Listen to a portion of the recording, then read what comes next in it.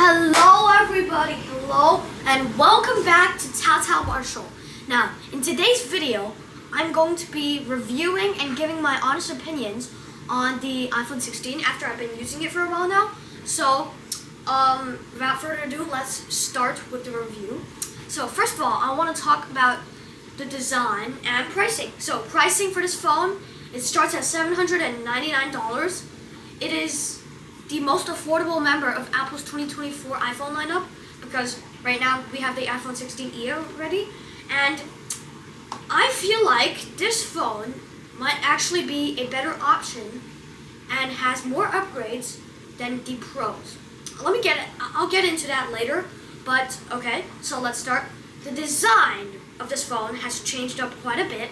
We get, for example, the dual camera setup is now vertical instead of diagonal, and the lenses are slightly bigger now. We also get the stunning new color, ultramarine. This is my all-time favorite iPhone color.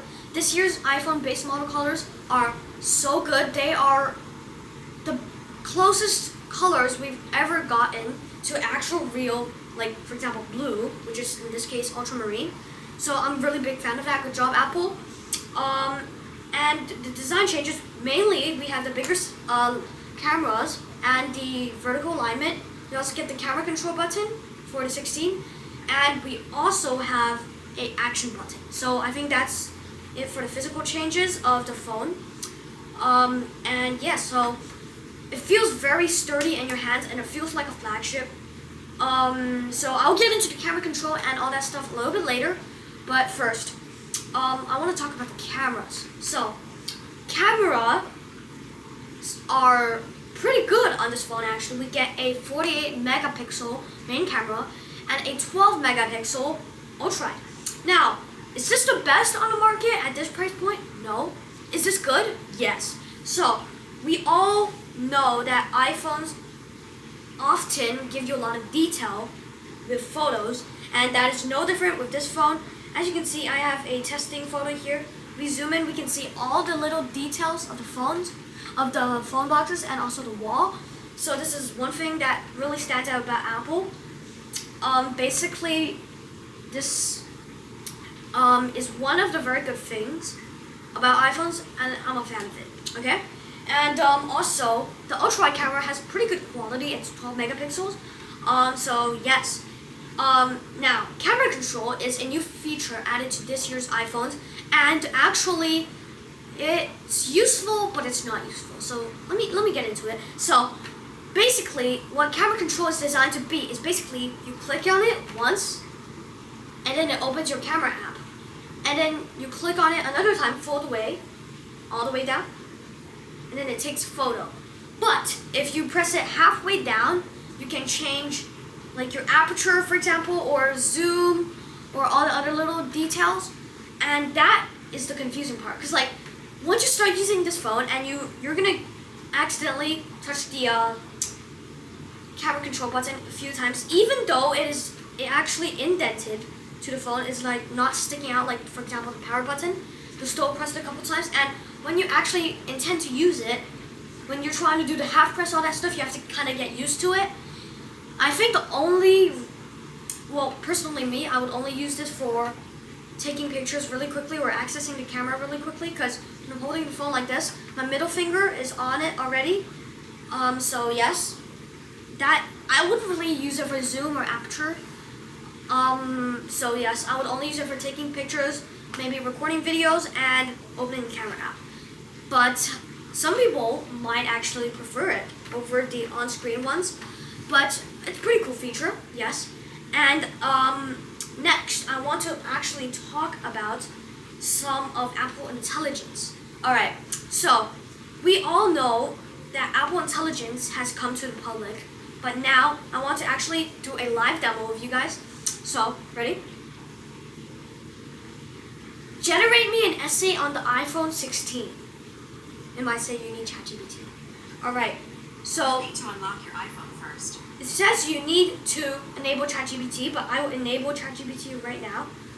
Okay, so it's working with ChatGPT. So Apple actually worked with ChatGPT for Apple Intelligence, so this isn't even Apple Intelligence because we all know how impressive ChatGPT is. So basically, this is ChatGPT Intelligence.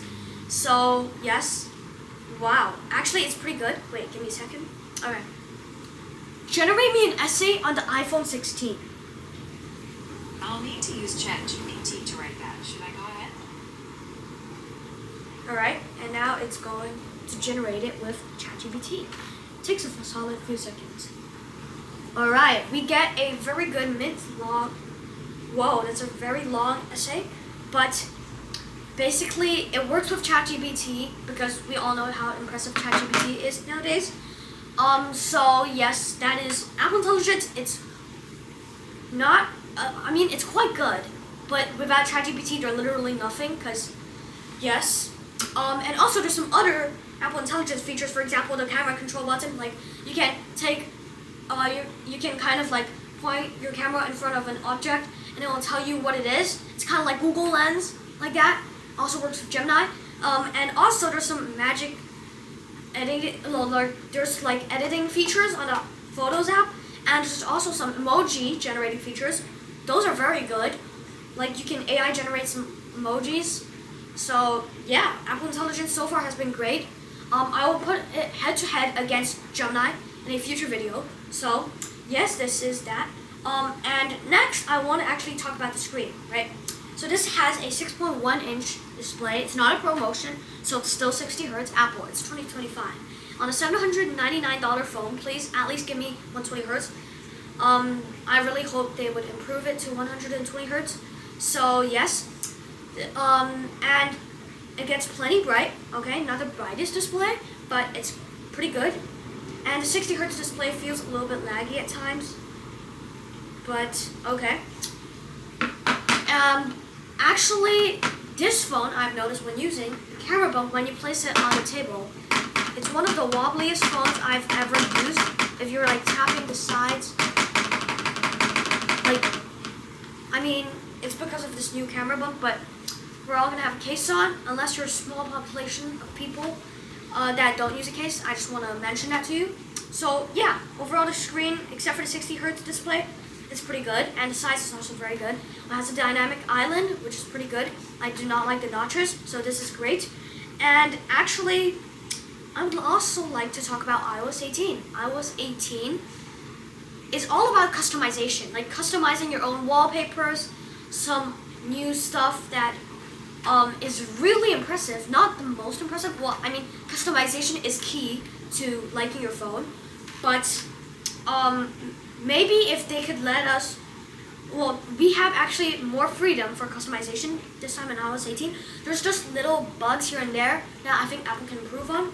I don't have beef with iOS 18, I just have beef with iPadOS, as I've said.